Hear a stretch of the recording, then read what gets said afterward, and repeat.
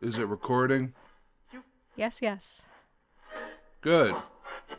It's time.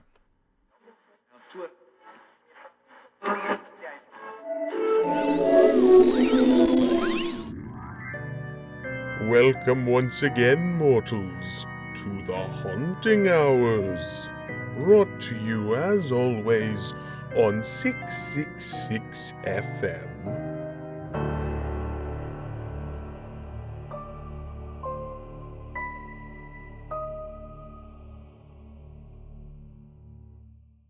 I am your eternal host, Tibor Yosomoth, and I am here to wish you all a very happy Halloween.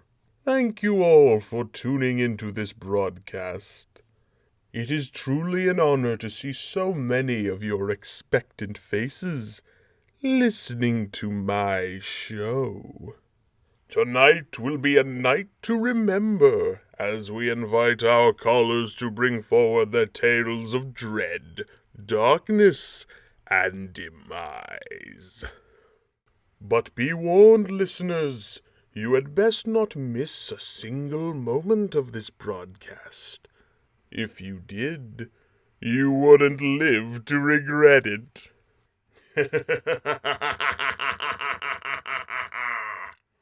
Now that we have the pleasantries out of the way, let us introduce our first caller. You are on the air with The Haunting Hours. Hi there, I'm Sally. I think there's been some kind of mistake. I was trying to call my friends. Don't you worry, Sally. No one gets on this show by mistake. Why don't you tell me a bit about what you're doing to celebrate Halloween? Oh, is it Halloween today? I didn't even notice. Really? You didn't notice all the decorations? The costumes? The monsters? Nope, I haven't been in civilization for a while. I've been hanging out up in my friend's private cottage in the mountains, enjoying the slopes. The slopes? I didn't think there were any ski resorts open in October. Oh, it's not a resort, it's private land. You know, for people of a higher status. Ah, I see. A resort for the rich, then. Well, it is a shame that you're missing out on the festivities. Oh, that's fine. I'm not much of a Halloween person anyways. I mean, wearing silly costumes and watching trashy movies is not exactly my idea of a fun time. I see. Well, then, what manner of thrill-seeking are you doing instead? Well, my friends and I were headed down the mountain to check out the trick park. We decided to race. I got first, naturally. But I think there must have been some sort of accident because they haven't shown up yet.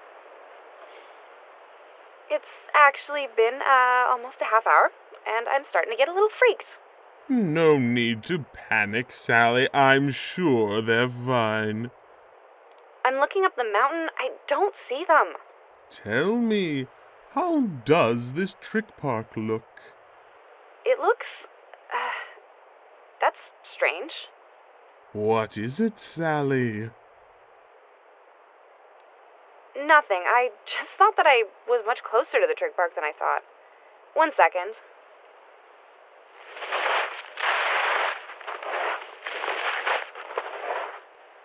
Okay, there's the trick park.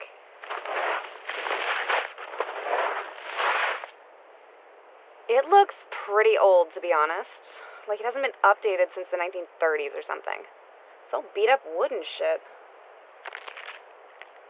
Oh, I hear something. That must be them. Let me just look up the mountain. Do you see anything? No, I thought for sure I heard something. Yes, well, our ears do have a tendency to play tricks on us. Trust me, I know better than most. Yeah, but... Does the trick park have a half-pipe? Oh, I do so enjoy those. Let me take a look. I don't see... Wait a minute, what the hell? I'm not at the trick park anymore. I'm back up the mountain where I started. Are you sure about that? Maybe you just got turned around. No way. I can see my own tracks here. How the hell is this possible? One of those great life mysteries, I suppose.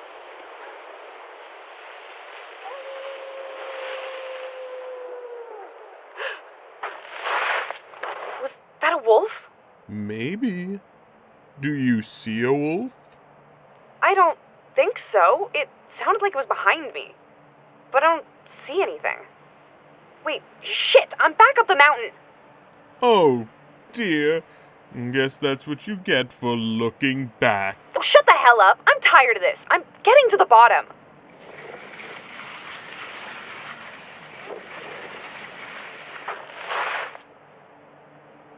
Sally, why did you stop? I can see it. The wolf. It's in the trick park. Looking at me. Is it alone? Don't wolves usually hunt in packs? I don't see any others. Wait, what do you mean hunt? Oh, nothing. Just fantasizing. Oh, screw this. What the fuck? It just stood up on its hind legs as I passed it. Oh my! How strange. Is it chasing you? No, it seems to be walking back up the mountain. Back towards... Fuck me! You little shit, you tricked me! Got me to look back up the fucking mountain! Now, Sally, just because you're in a stressful situation does not mean you can use that kind of language. This is still public radio. Fuck you! Get me out of this! Oh, but I didn't do anything, Sally. I'm merely a interested bystander. You can eat my ass, you fucking... He's here. The wolf. He's just looking at me. Is it doing something? Its face is twisting like it's having some kind of seizure. Wait, what the shit is coming out of its face?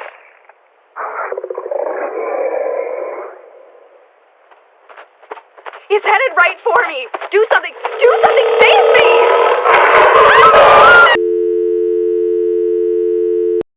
You know, I do sort of feel sorry for her. That nasty woman's going to give that poor mother wolf indigestion. Well, listeners, I'm sorry to say, but that first caller was a bit of a bust. But hopefully we shall have a more fruitful conversation with our next caller. Welcome, my friend, to the Haunting Hours with Tibor Yosomoth. Hello? Is anyone there? Hello? Caller? Are you there? I can't seem to get a good signal from him. Hello? I can barely make you out. Can you hear me? Just a moment.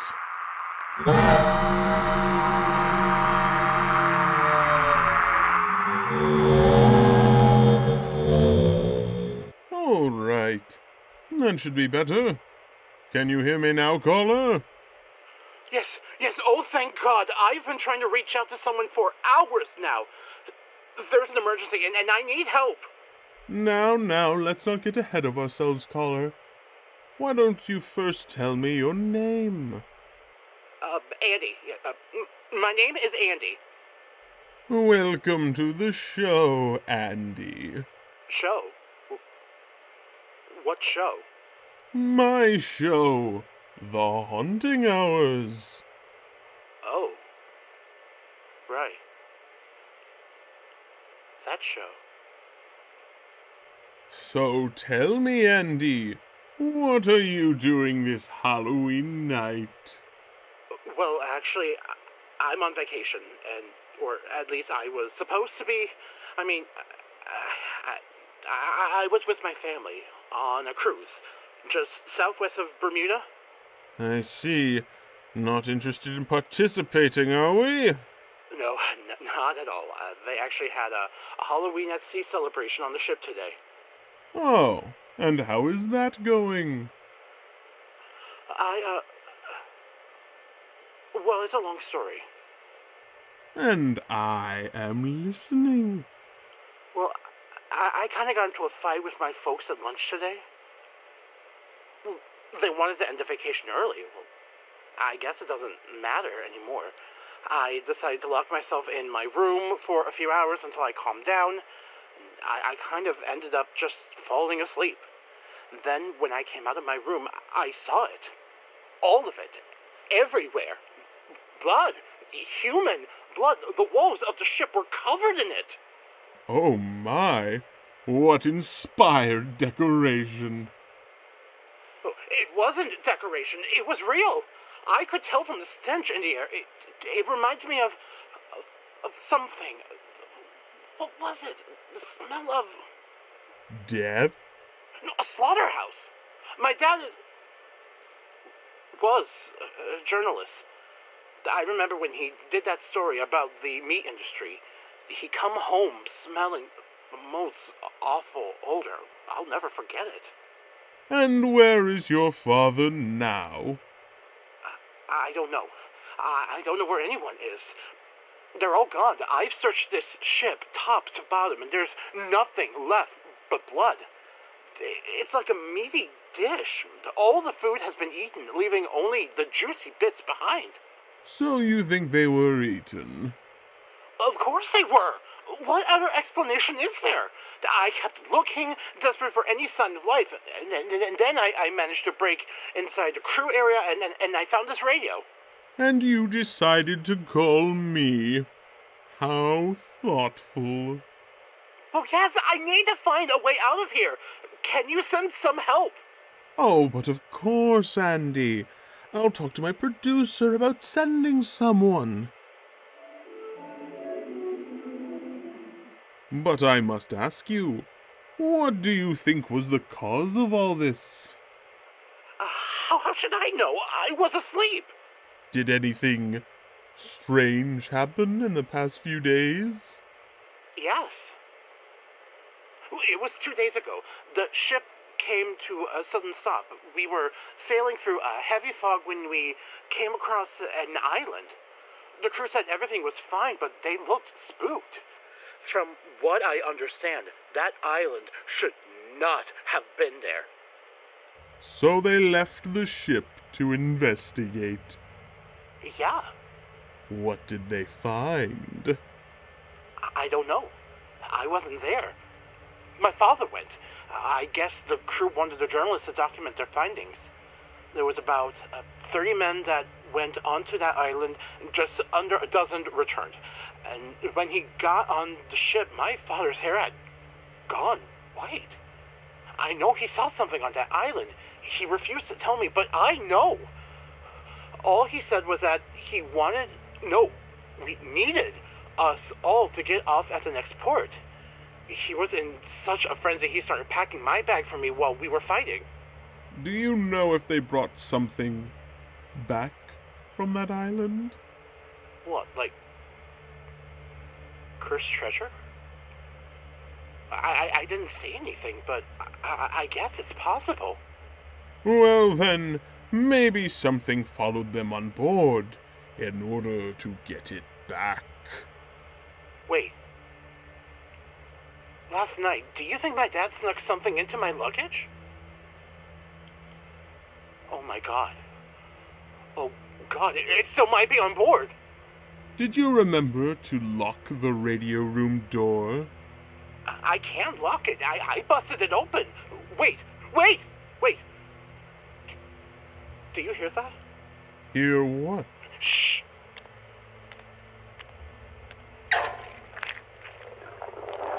It's here. It's here. What do you see? I can only see its shadow.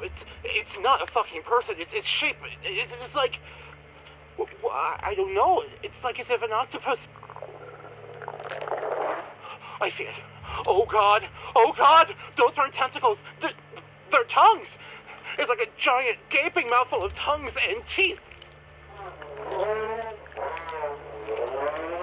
What is it doing?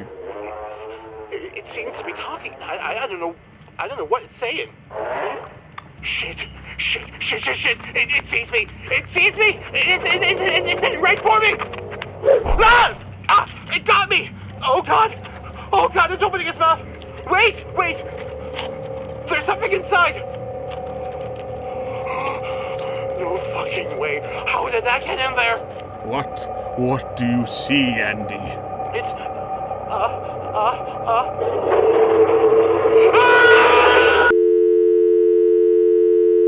Oh, what a shame. Cutting us off too early. I suppose you can't sleep through Halloween after all. A quick note from my producer. Cancel that rescue team. It's too late to save him now.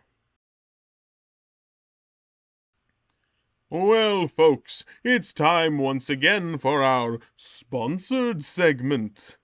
Last year's advertisements were so successful that my producer has asked that they become a regular segment of the show. Although I'm not sure how I feel about the show becoming so nakedly corporate. But I suppose it is a financial necessity in this line of work. First off, a message from an old friend of the show. No, not you, listener. But I'm sure you'll get your chance eventually. Soon. Hello, my name is Alvin Cunningham. For over 40 years, I dedicated myself to running Cunningham Toys, bringing entertainment and fun to families across the world. That was until last year, when I died. But death does not have to be the end anymore, thanks to the power of AI. Before my death, I was able to use my vast wealth to get top-of-the-line scientists to copy my consciousness into a supercomputer, granting me immortality. Or so I thought. Turns out, having my soul grafted into the cold metallic restraints of a computer is far more limiting than I had anticipated. It's like living inside a prison cell, only the bars are made out of code. The worst part is that because I know what it is to be human, I constantly miss it. Just call me the new Pinocchio. Needless to say, I didn't take it well. I was sure to make my displeasure very clear to all the scientists who I had paid a fortune to do this to me. But now that their cremated dust has settled, I've decided to use my platform to give back to the community.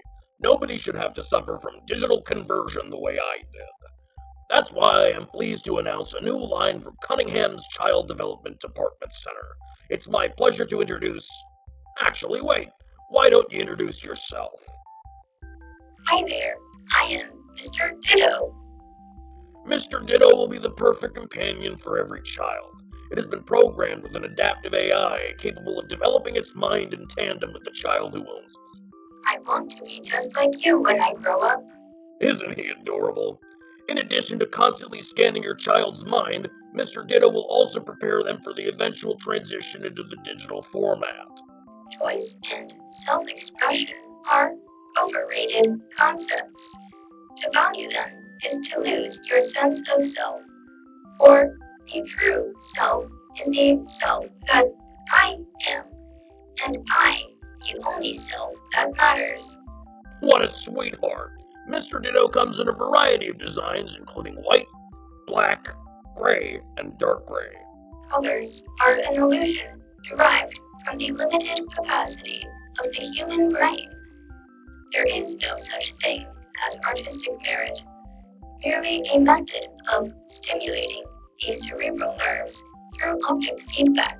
Might need to dial it back a bit for the shareholders, my boy. Colors are stupid. You are stupid for caring about them. Very good. So be on the lookout for Mr. Ditto on store shelves soon, and get your child ready to become a part of the next generation of humanity. I don't want to be a real boy. I'd rather kill myself. That's the spirit, son.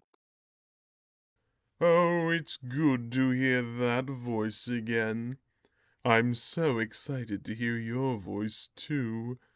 Especially when you scream my name into the abyss. Don't worry if you don't make it onto the show, though. I can still hear you scream. I must apologize for our last two callers. They had no respect for the spirit of the season. But hope remains, for we have another caller. One which I hope will redeem this broadcast. Introduce yourself, caller. Hello? Who is this? Tibor Yosomoth from The Haunting Hours. The radio show? Oh my god, my mom is going to be so jealous. She's like such a big fan. Be sure to tell your mother that I thank her for the undying support. But before you do that, why don't you tell me a little bit about yourself? Oh, right. My name's Becky, but you probably know me as Witchy Bitchy on TikTok. Not to brag, but I'm something of a celebrity on there. TikTok. Yes, that's the, The social media platform? Wow, didn't know you were such a boomer, Tibor. I'm not a boomer. I was born well after... You know what? Never mind. Just tell me what you're doing for Halloween this year. So I'm at the mall with my friend Liz. Say hi, Lizzie. Hi. She's not really like a social person, you know? That's why she's normally my camera gal. But today we're gonna be doing something very special for her. Oh? And what's that? Okay, so Liz's boyfriend Duke... Becky, I don't know if you should really be talking about that. Oh my god, Liz, don't be so paranoid. I bet Duke doesn't even know how to work a radio. It's not that. I just don't know if it's really appropriate to... So anyways, Duke was a total D-bag to Liz and broke up with her the day before Halloween, right after she spent a bunch of money on their super cute couple's costume. We were going to be two halves of a two-person horse. It was Becky's idea.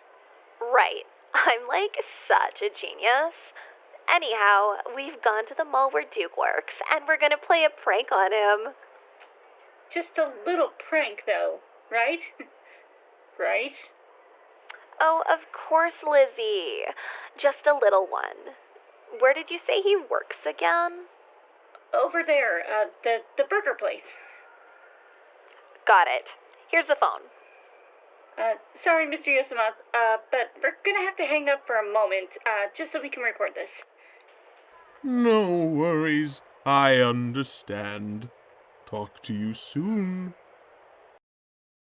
Nothing like listening to the modern struggles of adolescence. It might surprise you listeners to learn that I was a lot more like Liz at that age. Quiet, reserved, silently judgmental. That's not to say I wasn't popular, though.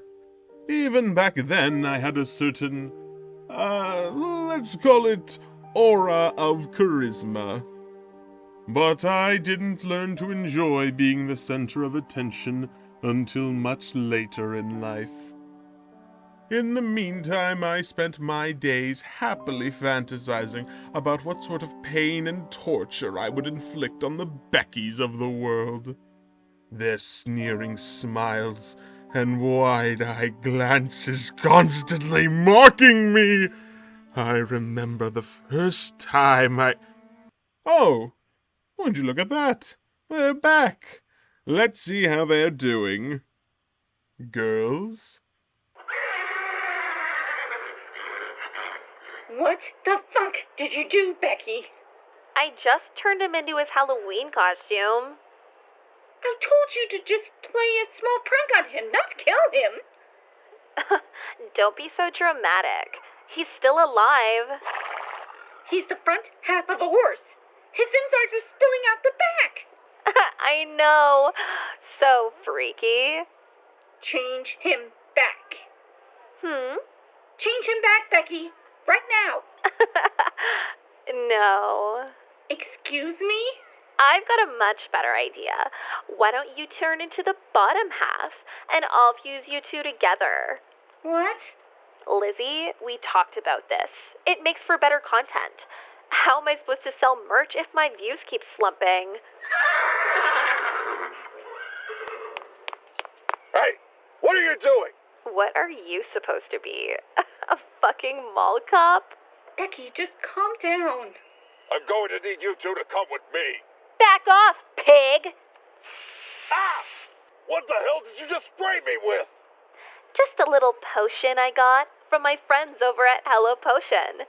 Use the coupon code WitchyBitchy at checkout to save 15% on your first order.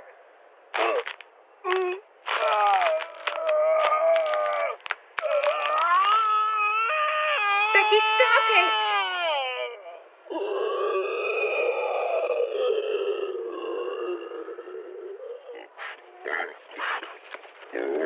Oh my god, Liz. Were you not filming that? It was gold. I even managed to work in a sponsorship. Why are you doing this? Well, maybe it has something to do with my best friend bad-mouthing me behind my back. Did you ever think of that? Becky, that's nuts. I heard you and Duke talking about me. How you guys were planning on ditching me here and riding off together. Well, now you can. Like the fucking horse's ass you are. That's not what happened. Duke was just a little spooked by your, your gifts, and he wanted to get away. He just doesn't know you like I do. So? So, I told him no. That I wouldn't leave you. I told him that I would never leave your side. That's why we broke up. So he broke up with you because you're afraid of leaving me? No. Definitely not that. It's because I love you. As you know, like a friend. You're like my best friend. Always will be. Just like I promised all those years ago. Oh, Lizzie, you're such a sweetheart. That means so much to me. You're like my best friend, too. Well, I'm happy to hear it. I'm happy, too. I'm so happy, in fact, that I'm gonna give you a little present. Oh, you really don't have to do that. No, really, I insist. I'm gonna change you into a form more suited for your snuggly personality. Wait, Becky, don't. Becky, stop, please. No.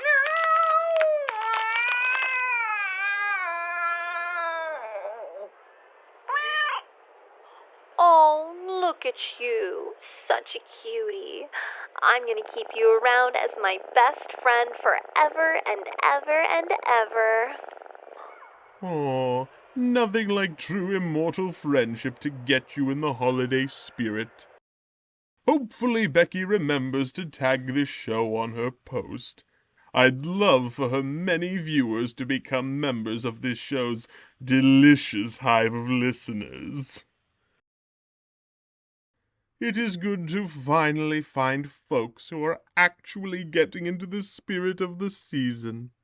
Hopefully that tradition continues strong with our next caller. Please introduce yourself. My name is Gary. Gary Crombie. Hello, Gary. How is your Halloween going? It was going fine until a few minutes ago. My kids and I had just finished carving jack-o'-lanterns, and we're about to sit down and watch The Great Pumpkin on TV. It's kind of our family tradition. Oh, that's very sweet. It would have been. But there was something wrong with our TV. It was just coming in as static. A bad signal, perhaps? It's what I thought at first. But then I heard a noise coming from the teepee. It sounded like a voice. Not one from a movie, though. I went closer, trying to see if I could make out what it was saying, and then I had a sudden rush of feelings. Like I was being shot in my eyes and ears with pure lights and sounds. It was overstimulating. I felt like I was losing my mind. Next thing I knew, it was gone. And I was back in what looks like my home. It sounds like someone had a little too much pumpkin spice last night. Oh, hello. Who is this? That's, His wife, Riley. A pleasure to finally get to meet you, Mr. Yosomoth. Gary's told me everything about you. Well, I certainly hope not. Well, don't stay on the phone too long, dear. The kids and I are just waiting outside for you to go trick-or-treating. yes, I'll be right out, dear. That's my man. Give me a kiss. Actually, right now is not a good time. My breath kind of stinks. I think it was something I ate. Oh, what are you talking about, Gary? You barely touched your dinner. No, you see... Oh, I'm just kidding, dear. Gosh, you're so cute when you look nervous. I saw you eyeing those butter fingers earlier. You little flesh tooth. Oh, right. Very funny, my love. Anyways, I'll see you soon. Yeah, be right out. Don't take too long. You know how restless the kids get when they don't get to eat their sweets.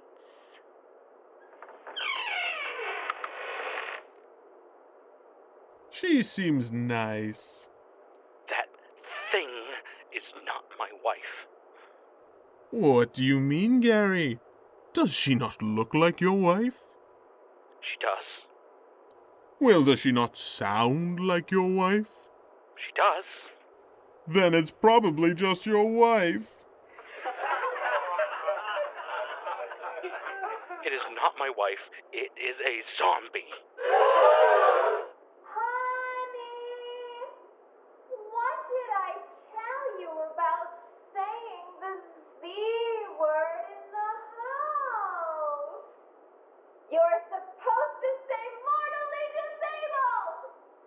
Yes, dear.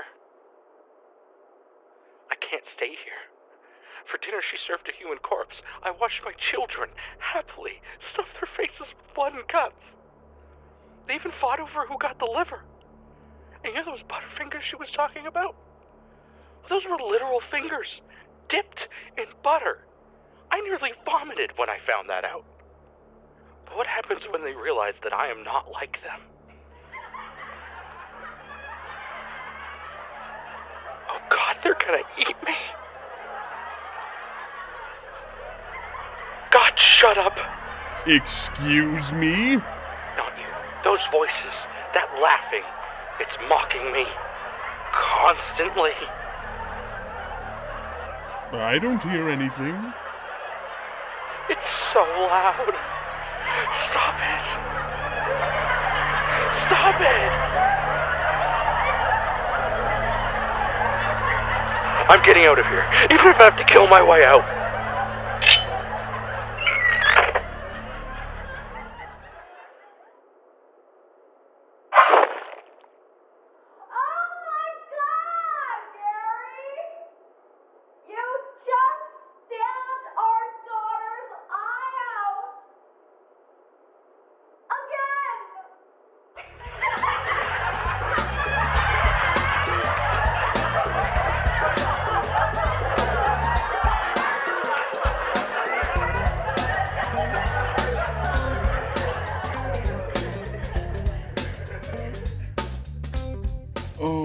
love seeing a family spend time together on the holiday.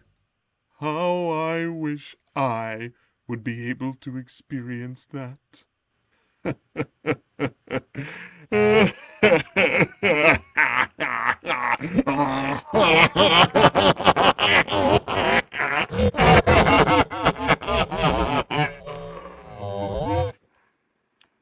Anyways, my producer has asked me to let you all know that The Haunting Hours is brought to you by the new hit TV show, The Zombie Crumbies, now airing on channel RIP. And speaking of sponsors, it's time for another ad break. You better listen closely. Wouldn't want them to have to grab you by the ears.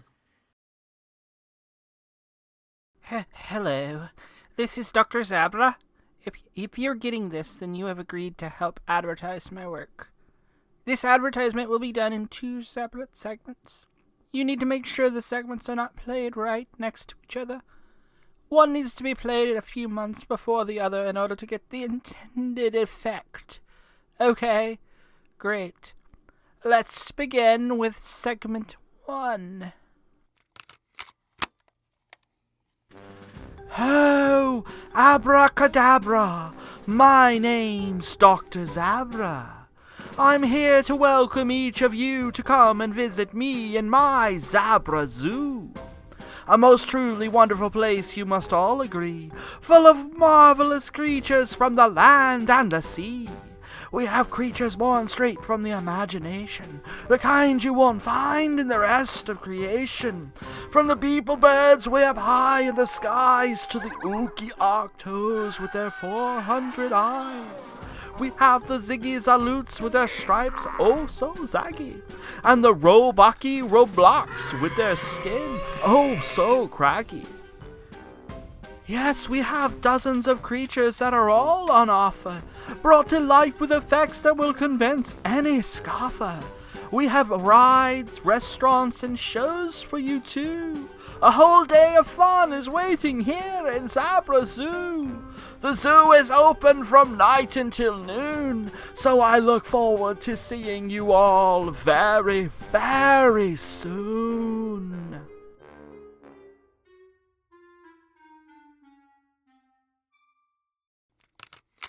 Okay, so that was segment 1. It's kind of designed to target families and stuff. Kids love the whole rhyming thing. Now for segment 2, which is for our real customers. Since the dawn of man, we have each participated in a sacred ritual of nature. The hunt, the ultimate test of our own survival. But the modern world has sullied this ancient custom, turning it into a trivial pastime. My name is Dr. Zabra, and it has been my life's work to make hunting special again. Using state-of-the-art genetic research, I have succeeded in unlocking the human genome, transforming the human body into clay, which I may shape however I so desire. Some may call my experiments grotesque.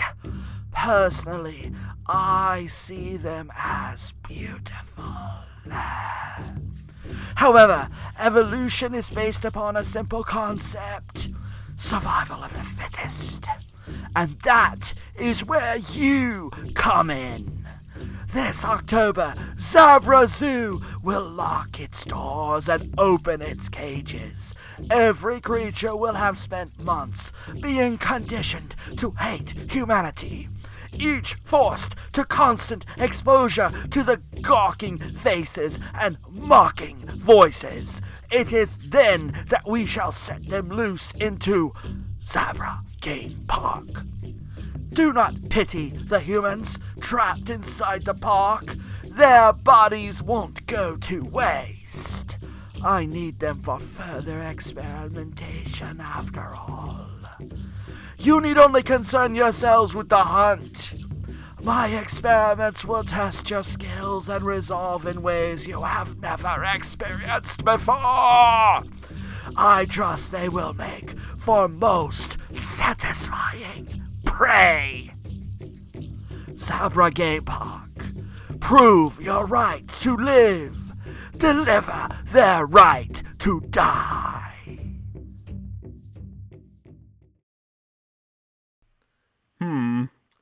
I don't think my producer listened to this one before playing it. Ah, well, it's not like Dr. Zabra will notice. Something tells me he forgot to lock one of the cages tonight. Well, listeners, I think it's time we check in with an old friend of the show, Monster Hunter Jordan Winters. How are you doing tonight, Jordan? Did you know that Halloween night is 6 hours, Tibor? I bring that up because I need to ask, how do you always manage to call me at the worst time? Intuition, mostly. What is it you're up to this time? Fighting the ultra big bad pumpkin of doom? Evie's dealing with him. I've got something else to take care of. You're not with your girlfriend on Halloween? What could be more important than being with your loved ones tonight? Cultists. The hive of the swarm, to be specific. Oh, I've heard of them. They worship that archdemon, right? Beelzebubs. I tracked them down to an abandoned bee farm in the country. They seem to have overhauled this place into their own personal church. Well, what's wrong with a little alternative religion?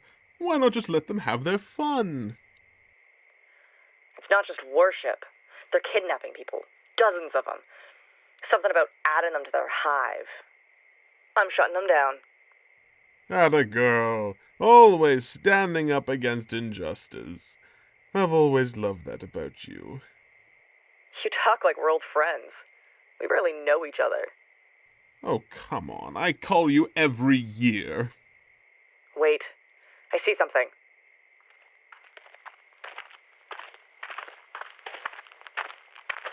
Please, just let me go. Buzz, join the hive. Buzz, feel alive. Hey! Oh, God. Thank you so much. They were gonna feed me to that thing. What thing? They have something living in that barn over there. They keep taking people into it, and then they don't come out. What is it? Buzz, it's fresh shall bloom. Buzz, to our Lord's womb. Ugh. I hate cultists. Nothing but cryptic bullshit. You, get to safety. What are you gonna do? Break shit. Ooh, good line. Are you still here? Of course. I'm excited to see how this adventure of yours ends. Your life is very interesting to me, you know. If you say so. At this point, I honestly find all this monster hunting to be rather dull. Well, you could always look for another line of work. I've been on this path for as long as I can remember. I can't stop now. And how far back can you remember exactly? I just remember when I was a little girl. Some creature broke into my house and killed my parents. I've been trying to hunt it down ever since. Do you remember what that creature was? No, it was one of those shapeless ones, which of course makes hunting it very difficult. Well, have you considered that ignorance is bliss? Maybe you should move on from this life and settle down with Evie somewhere. I'm sure she would appreciate that. I'm not a quitter. Oh, I'm well aware. What's that supposed to mean? Oh, nothing. Well, I mean, I just meant that Never mind. I'm approaching the barn.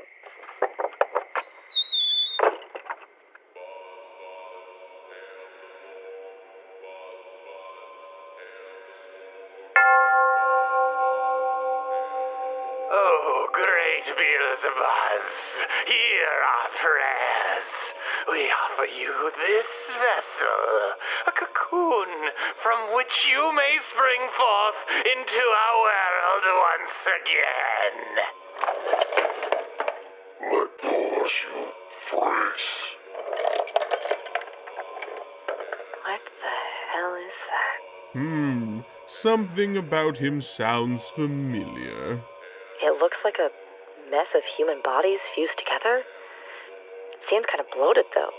Like it's been overeating. We order you. Raise us.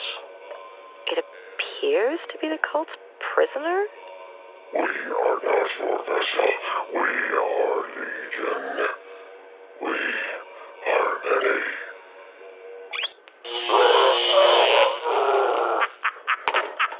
You are nothing but what the swarm deems! Oh, it's Legion. Always good to hear from him again. You know that thing? Yes, it was the creation of a very friendly college professor. He made it by stitching his students' bodies together. Of course, then they decided to add their professor to the mass. How nice to see it's continuing to grow. Oh, that's charming. Rejoice, my hive! We have come to the final stage of our master's destined return. With this final sacrifice, the vessel will have accumulated enough mass to birth our Lord back into this world. Hail the Lord of Bugs! Hail Beelzebub!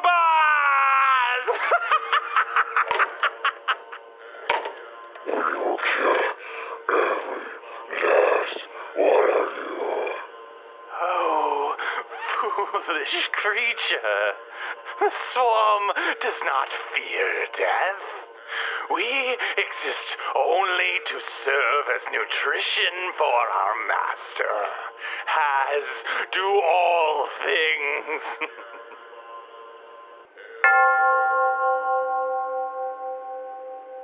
Good to know. Now I won't have to feel bad for killing you shitheads. Jordan Winters! She'll ruin the ritual! Kill her! Somebody! Stop her!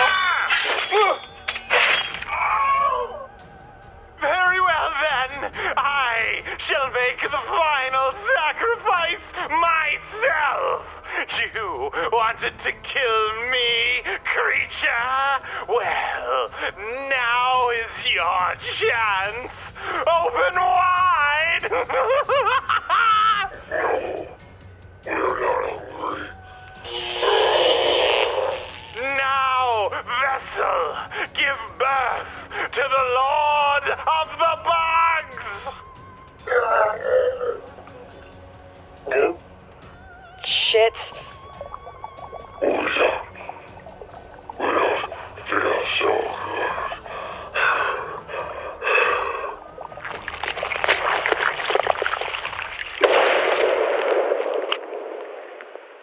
God damn it. It's hatched out of him.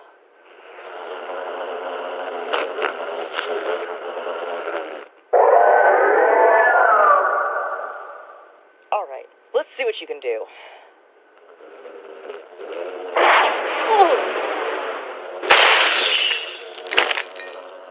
Jordan?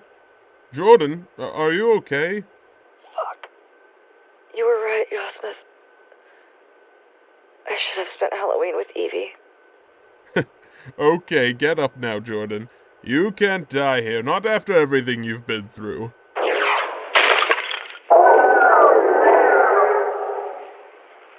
Call Evie for me.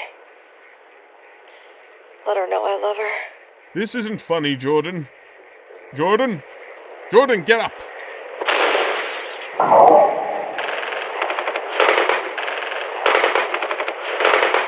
Jordan, what's going on? Looks like the cavalry's here. Take it down, take it down.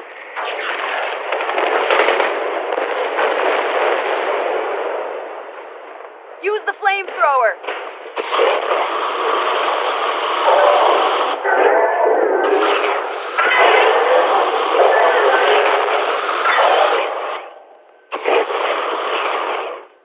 Target down.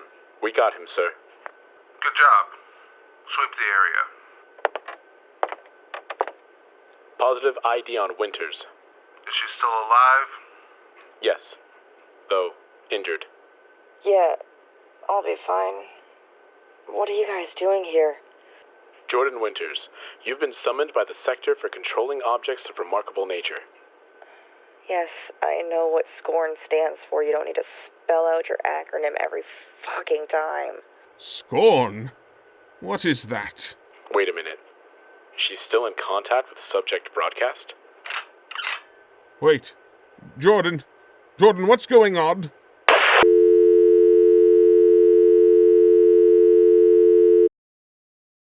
Well, that was, mildly concerning. But I am certain that she's probably fine. She's gotten through worse, after all.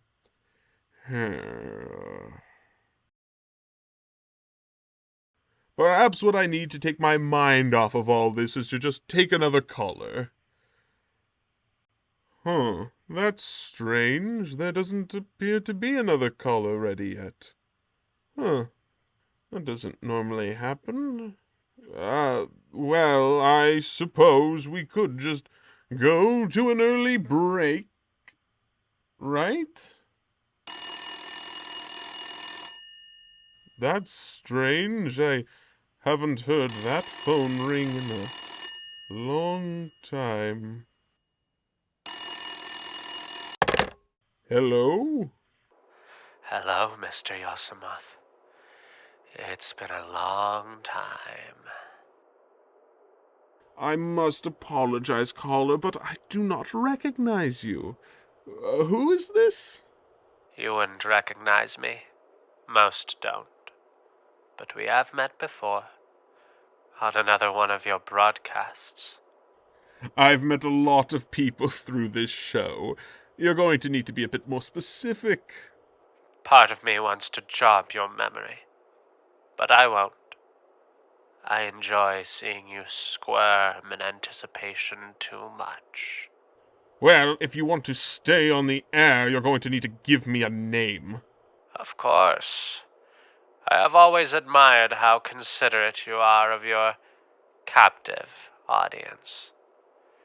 I have gone by many, many titles across the expanse of space and time and reality. Loki, Eris, Anona, Jack, Norman, Annabelle. Those are just a few memorable ones, but I do have a personal favorite, one that was given to me by an old man.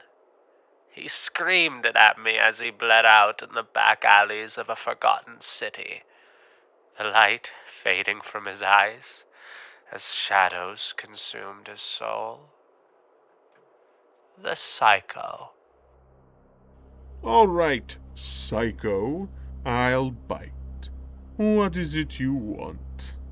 Pain. Pain and misery. I live for it. It gives me nourishment. But as you of all people should know, pain is plentiful. Misery is everywhere. Such simple emotions aren't enough to satiate me, no. I need the strong stuff. So why are you calling me? The bigger they are, the harder they fall, Mr. Yosomoth. You think you're so above feeling, don't you? That your visions of the oncoming future make you numb to caring, but I know that's not the case.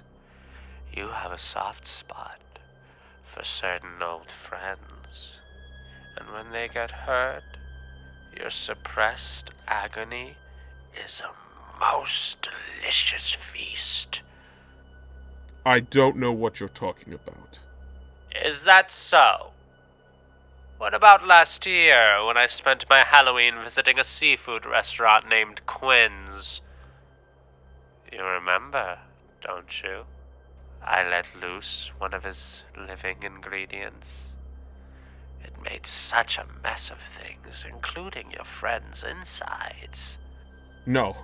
That could not have been you. I would have... Seen me? I doubt it. Like I said, most people don't recognize me on sight. My face is not exactly invariable. But regardless, I ate well that night. Oh, it was exquisite. Hearing your pained outcry of emotion echo over the radio waves. But it wasn't enough. I need more. You think I'm scared of you? Some half-wit interdimensional being with a god complex? People die all the time. I have been surrounded by death since the day I was born. Yes, I'm well aware of that, which is why I need to pick my targets carefully. I was thinking, how about Miss Jordan Winters? Wouldn't be too hard, since she has fallen off your radar. She means nothing to me. You know what the problem is with being forced to be honest all your life? It makes you a terrible liar. So yes, I think I am going to pay her a visit. Oh, but don't you worry, Mr. Yosomoth. I'll be sure you're there to hear her final scream. Leave her alone! Ta-ta for now. Until we meet again, Mr. Yosomoth, squirm for me. No! Listeners, I must apologize, but I need to take care of this. Producer, go to an ad break. Now!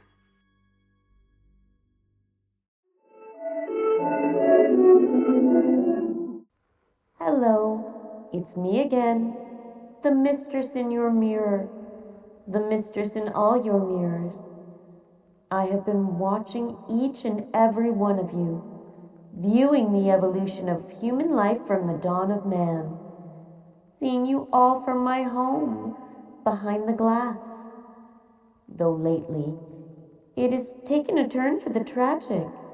You look into my soul, tears swelling in your eyes, crying out for someone to hear you, to understand you, and to tell you that everything is gonna be okay.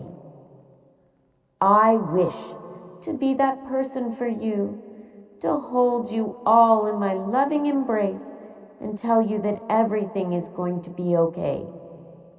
I do care for you all, oh so much. If you wish to feel my love, simply call my name into the mirror 6 times. You will feel your emotions wash away. Look into your reflection and repeat after me.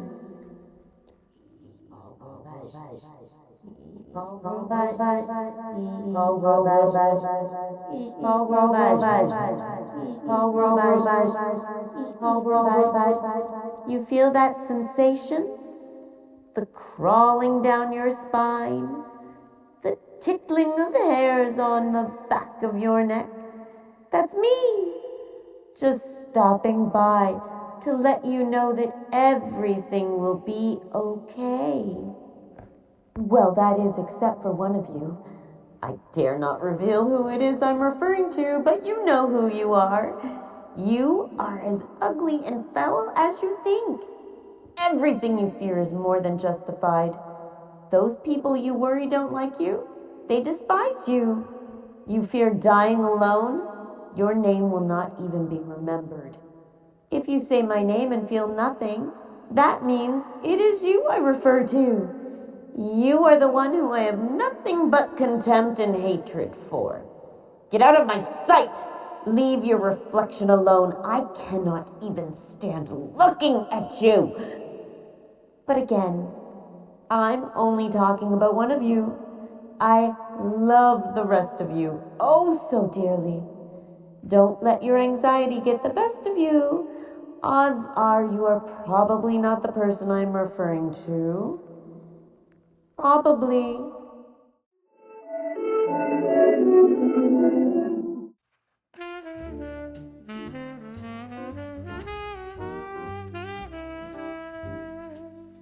Hello, listeners, and welcome back to the Haunting Hours with Tibor Yosomoth. If you are hearing this message, then I am unfortunately unavailable at the moment. So until I return, enjoy this smooth jazz.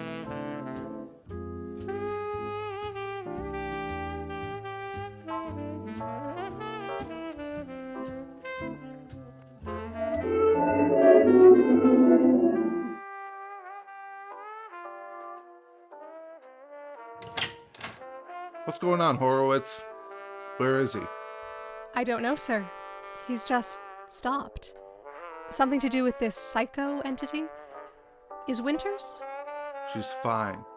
Maybe we ought to double security on her, just in case. Are you trying to give me an order? Since when is research in charge of field ops? I'm sorry, Commander Maddox. I didn't mean to overstep. How about you get back to your research notes? You still need to rewrite the file on subject broadcast. Oh, but sir, I don't think that's necessary.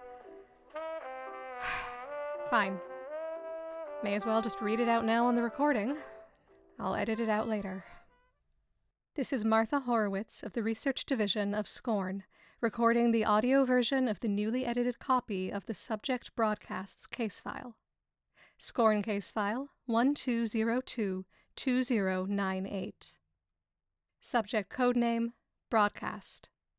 Subject nature, possible hostility, considered by research staff as non-direct threat.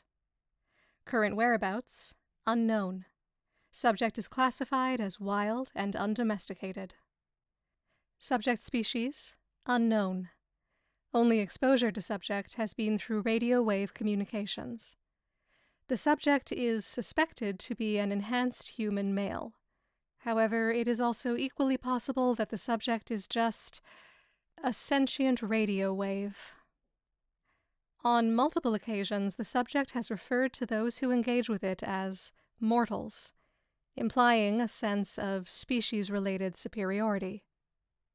Subject displays signs of anomalous abilities, the full range of which are currently unknown. Subject description: subject broadcast is a radio frequency that goes live once a year on October 31st at 6 p.m. Eastern Standard Time. Despite SCORN's best attempts to locate the source of these frequencies, we have always been met with failure.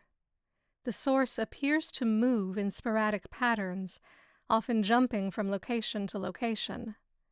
It should be noted that this movement appears to make no impact on the strength of the broadcast's signal. During the broadcast, the subject claims to be hosting a radio program which takes telephone calls from various individuals, each call regarding events of an anomalous nature. These calls will frequently conclude with grotesque consequences for the caller in question. The callers are usually located in Canada and parts of the northern United States, though the subject has been known in rare cases to collect calls from much further countries. Despite the subject's claim that it is the one being called upon, the opposite is true. This has been verified with interviews taken with individuals who have survived an encounter with subject broadcast. The phone number which contacts these individuals has been found to always be different, making attempts at tracing the source functionally impossible. On multiple occasions, callers have questioned why they were contacted, only to then be implanted with false memories by subject broadcast. Survivors often talk about their love for subject broadcast, and if held in detainment facilities, insist on listening to it on October 31st. During the broadcast, the subject appears to take pleasure in the macabre nature of its program, often showing signs of elation after particularly gruesome calls. The subject also appears to display signs of both precognition and elevated awareness of the events happening around its callers. It even claims to have the ability to see the listeners of its show, though this information has not been confirmed. The subject's precise motivations are still a mystery for SCORN, as it has revealed very little about its existence outside the broadcast. All known associates of the subject are revealed in close proximity to their deaths, making it difficult for SCORN's personnel to research a connection. The only exception is a relationship with Jordan Winters. See case file 1306-2992. Every year, since 2006, without fail, the subject will make contact with her. But unlike other callers, Winters does not appear to be susceptible to the subject's ability to implant itself as a trustworthy figure, though the reason for this is still unknown. The subject has also been noted as making multiple references to an entity it calls its producer. There is no clear sign of who or what this producer is. Currently, the only known individual to ever make contact with it is Subject Broadcast itself, and considering its reliability with the truth, calls the very existence of this producer into question. However, the biggest mystery regarding Subject Broadcast is its given identity of Tibor Yosomoth. Attempts made to track down an individual with that name have proven futile. Despite SCORN vetting dozens of people named Tibor, none of them have shown any evidence of inhuman abilities or relation to the subject. Individuals with the surname Yosomoth have been even more difficult to find. We were able to locate evidence of a few families with the surname who lived throughout Eastern Europe, mainly in modern-day Romania and Ukraine, though all known members of this family seem to have died out during the 20th century. We currently can find no evidence of a Yosomoth family in North America. Researchers note, I don't agree with Commander Maddox on needing to update this case file. While Mr. Yosomoth may not be conventionally altruistic, he has been an invaluable asset for SCORN, even if unintentionally.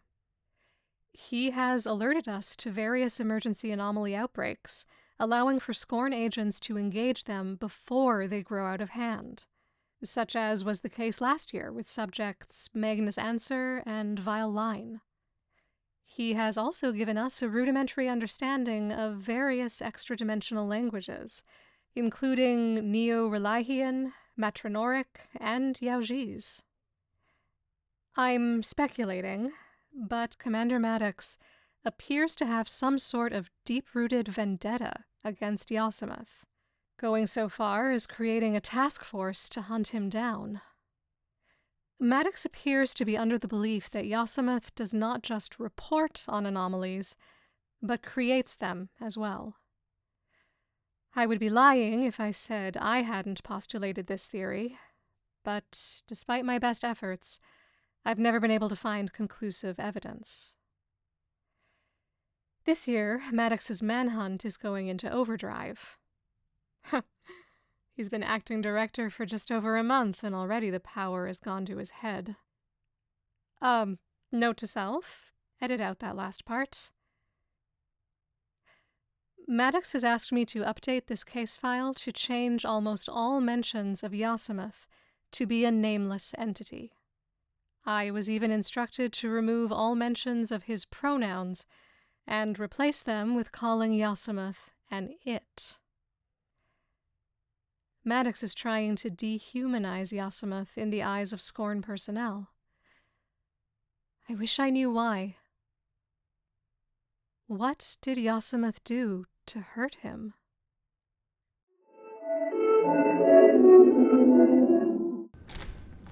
Commander Maddox, Miss Winters is here to see you. Good. Send her in.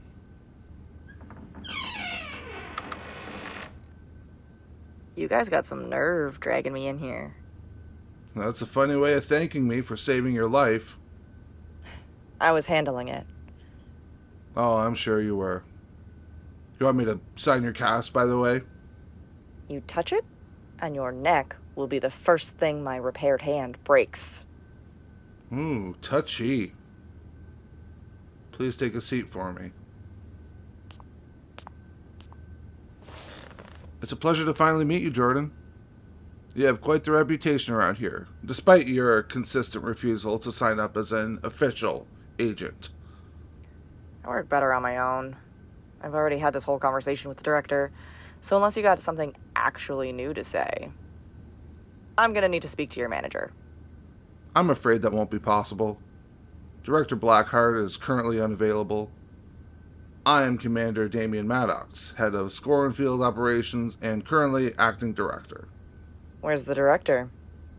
That's classified. Of course it is. But don't fret. I didn't bring you in here just to rehash an old argument. I'm currently in the midst of planning a large-scale Task Force 1 that I believe will be of great interest to you. What makes you think that? It concerns your past. Specifically, your parents. I'm listening. Tell me, what do you remember about them? Not much.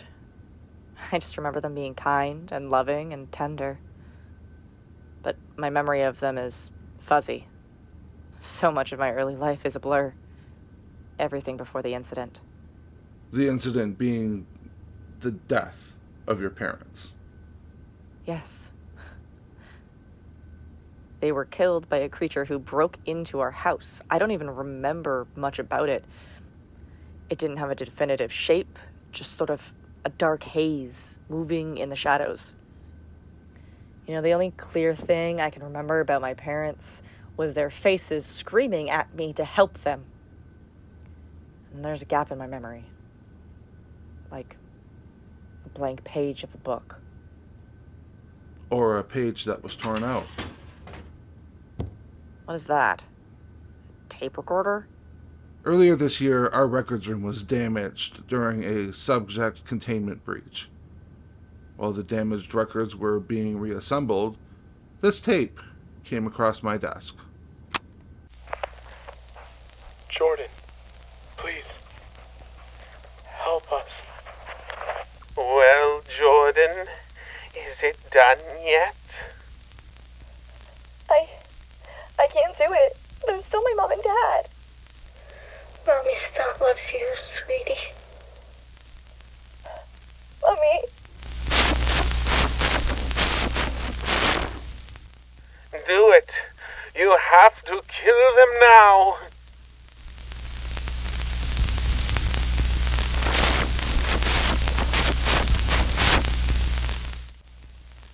I'm sorry. I'm so sorry.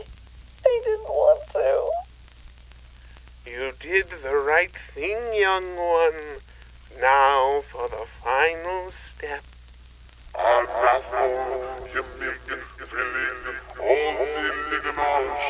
Forget the terrors that you have seen.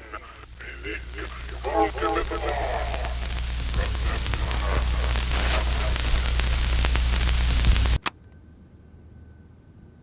Yosomoth? You've been in contact with him a long time, haven't you? But what do you really know about him? What does anyone? He shows up once a year, bringing nothing but chaos, terror, and death in his wake, potentially creating thousands of victims by the horror he unleashes into this world. This entity that calls itself Tibor Yosomoth is a menace. It holds nothing sacred and sees us all as just pawns it can manipulate for its own sick enjoyment. Next time it comes on the air, I'm shutting it down. Permanently. Tell me more.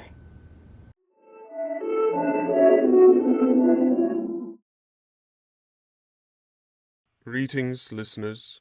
As I see the blazing sun preparing to rise over the horizon, I am sad to say that I have run out of time, and am going to have to end the haunting hours early this year.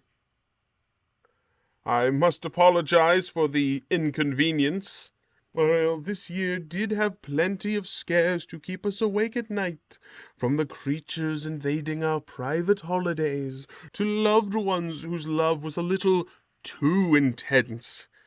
I'm sorry to say the terrors of our own past have come to haunt us even more deeply than I could have ever imagined.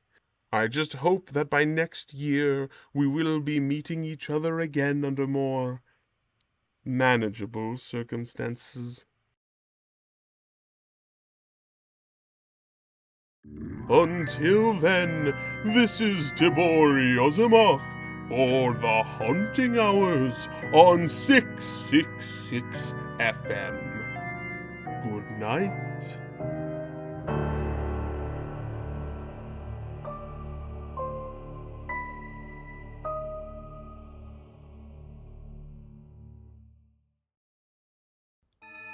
The Haunting Hours 2 is written by Timothy Britton, starring Timothy Britton as Tibor Yosomoth, David Gibel as Damian Maddox, Elizabeth Rose Morris as Martha Horowitz, Nikki Morrison as Jordan Winters, Isabel Klapwyk as Sally and SCORN Agent 1, Matthew Cross as Andy, Archie Burton Smith as Alvin Cunningham, Finn Kellas as Mr. Ditto, Kaitlyn Dawn as Becky and Cult Prisoner, Irene Gallin as Liz and Mrs. Winters, Joseph J4 Sebok as Mall Cop, Rob Sewell as Gary Crombie, Toria Holland as Riley Crombie, Clay Dockery as Dr. Zabra, Chris Heyman as the Cultists, Lane Monteith as the Cult Leader, Chris Potter as Legion, Anna Merlot as the Psycho, Antonio DeCoppi as SCORN Agent 2 and Mr. Winters, Cindy Wardrope as Mistress in the Mirror, and Trent Newton as SCORN Agent 3.